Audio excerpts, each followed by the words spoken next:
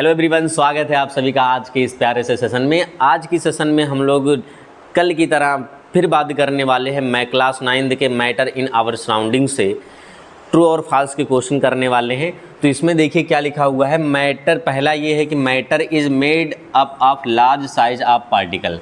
तो ये बात हम लोग सभी को पता है कि जो मैटर होते हैं वो स्मॉल साइज के पार्टिकल से मिलकर बने होते हैं। कौन से साइज के? स्मॉल साइज के पार्टिकल से मिलकर बने होते हैं। यानी पहला स्टेटमेंट जो है, पहला स्टेटमेंट रॉन्ग है, यानी ये फॉल्स है। ठीक है। फिर दिया गया the forces of attraction between the particles are maximum in solids, intermediate in liquids and minimum in gases. तो हाँ, ये स्टेटमेंट जो है ये करेक्ट है कि सबसे ज़्यादा force of attraction, intermolecular forces of attraction जो होता है सबसे ज़्यादा किस में होता है बेटा? सबसे ज़्यादा होता है सॉलिड्स में, सबसे ज़्यादा सॉलिड में। उससे कम किस में होता है? उससे कम होता है लिक्विड में। और सबसे कम किस में होता है? सबसे कम होता है किस में? गैसेस में। सबसे कम किस में होता है? गैसेस में। फिर नेक्स्ट पॉइंट ये, यानी कि ये स्टेटमेंट भी अपना क्या है, ये स्टेटमेंट जो होगा अपना ये ट्रू होगा। थर्ड का क्या है? The state of matter are non inter convertible. तो क्या स्टेट ऑफ मैटर जो होते हैं वो इंटर कन्वर्टिबल नहीं होते? ये बात सही नहीं है।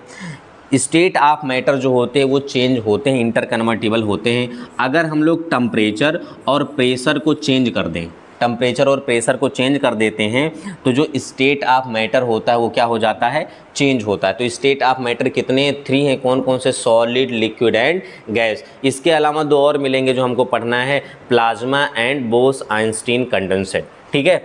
तो यहाँ पे याद रखना है the state of matter are non inter convertible. नहीं, ये स्टेटमेंट जो होगा वो क्या है? रॉन्ग है। स्टेट ऑफ मैटर जो होते हैं कन्वर्टिबल होते हैं। कैसे? जब हम लोग टेम्परेचर और प्रेशर में चेंज कर देते हैं तो स्टेट ऑफ मैटर जो होती हैं वो चेंज होती हैं। लास्ट दिया kelvin is the SI unit of work. नहीं, ये स्टेटमेंट भी क्या है? रॉन्ग है। ये स्टेटमेंट भी क्या है? रॉन्ग है। जो एक केल्विन है, केल्विन जो है वो किसका यूनिट? एसआई यूनिट है, वो है टेम्परेचर की यूनिट। टेम्परेचर को मेजर करने की स्किल है। टेम्परेचर को मेजर करने के लिए मेनली हम लोग 4 यूनिट का यूज करते हैं। पहला हम लोग डिग्री सेल्सियस का यूज करते हैं, उसके बाद डिग्री फ़ारेनहाइट का यूज करते हैं, फिर किसका यूज करते हैं? केल्विन का यूज करते हैं, और लास्ट में हम लोग ये यूज करते हैं डिग्री रोमर का। तो ये क्वेश्चन पूछ लिया जाता है कौन सा ऐसा टेम्परेचर स्केल होता है जिस पर डिग्री नहीं लगी होती है, तो वो होता है कौन सा? केल्विन का होता है। खैर, अभी हम यहाँ टेम्परेचर को मेजर करने वाले स्केल बताए हैं, इनमें क्या रिलेशन होता है आगे की वीडियोज़ में हम लोग देखेंगे, आगे की क्लास में हम लोग देखेंगे। तो ये जो केल्विन है, केल्विन जो है टेम्परेचर की यूनिट होती है, टेम्परेचर को मेजर करने की एक स्केल है, ना कि ये एसआई यूनिट है वर्ग का। ठीक है। तो ये स्टेटमेंट रॉन्ग है। तो ठीक है, अब आओ हम लोग चेक कर लेते हैं कौन कौन सा फर्स्ट, थर्ड और फोर्थ जो है वो रॉन्ग है, बाकी सेकंड वाला जो है वो ट्रू है। तो चलो चेक करते हैं कौन सा है। पहला वाला स्टेटमेंट क्या था? तो पहला आपको पता है फॉल्स था, थर्ड भी क्या था? फॉल्स था, फोर्थ भी क्या था? फॉल्स था। ट्रू कौन सा थे? केवल सेकंड। आओ चेक करते हैं क्या ये आंसर सही है। यस, चेक करते हैं क्या ये स्टेटमेंट सही है। यस, ये स्टेटमेंट चारों के चारों हम लोगों ने जो किया वो सही है। अब हम लोग नेक्स्ट क्वेश्चन की तरफ बढ़ते हैं। नेक्स्ट क्वेश्चन क्या कह रहा है? नेक्स्ट क्विज की तरफ आते हैं। नेक्स्ट क्विज में क्या है? पहला देखो, यहाँ पर भी क्या है? मैटर इन आवर सराउंडिंग्स है, और ये भी क्या है? ट्रू फॉल्स का क्वेश्चन है। इस क्वेश्चन में क्या कह रहा है इसको भी चेक कर लेते हैं। क्वेश्चन क्या कह रहा है? The temperature at which a liquid start boiling at the atmospheric pressure is known as its boiling point. ठीक है।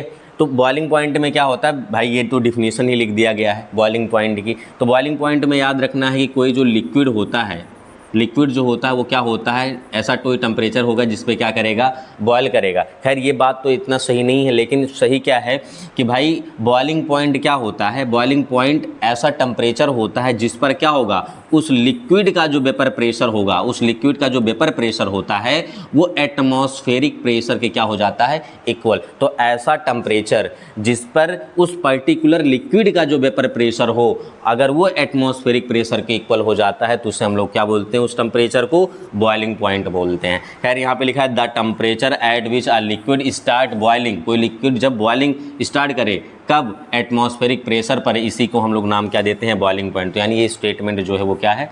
करेक्ट है। यानी ये स्टेटमेंट कैसा है? ट्रू है।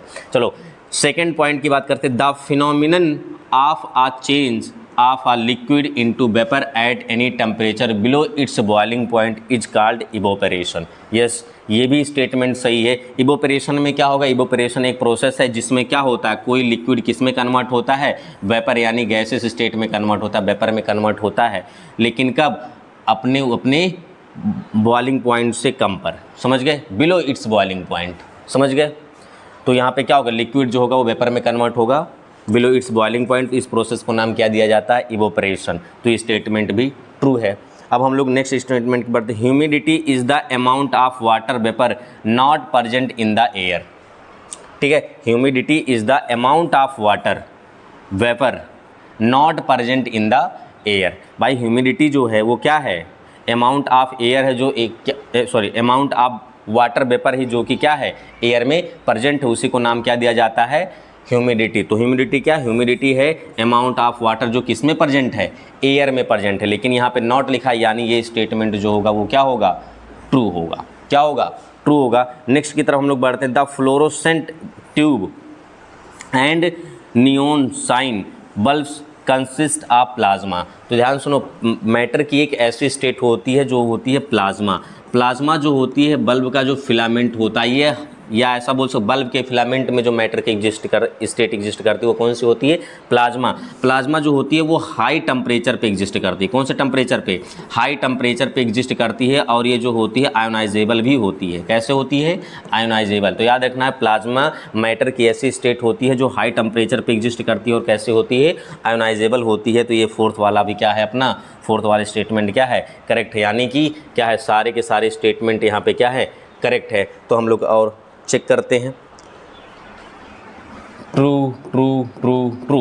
ठीक है, चेक करते हैं आंसर, चारों के चारों आंसर सही हैं। चलो फिर अब क्या करते हैं, नेक्स्ट स्लाइड में चलते हैं, नेक्स्ट क्वेश्चन की तरफ चलते हैं। नेक्स्ट क्वेश्चन में क्या कह रहा है, नेक्स्ट क्विज में, लास्ट क्विज करते हैं हम लोग। यहाँ पे देखो, एक ही चीज़ आपको ध्यान में रखना है। बोला क्या गया है, बोला ये गया है, क्वेश्चन ये है, zig zag movement of the solute particle in a solution is called.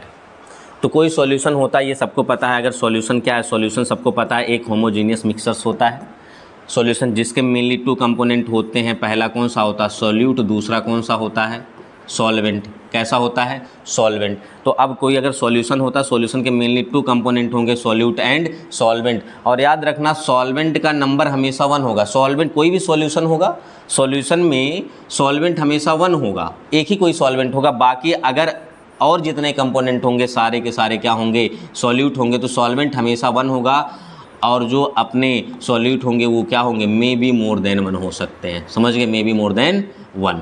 ठीक है, ये 1 या 1 से ज़्यादा हो सकता है कौन, सॉल्यूट, लेकिन सॉल्यूट हमेशा 1 ही रहेगा। यहाँ पे क्या बोला गया, zig zag movement of the solute particle in a solution is called. तो भाई जिग जैग मोशन करने में, ये तो सर्कुलर मोशन है नहीं, कर्व्ड मोशन नहीं, ब्राउनियन मोशन। तो याद रखना, जिग जैग मोशन का मतलब कोई पार्ट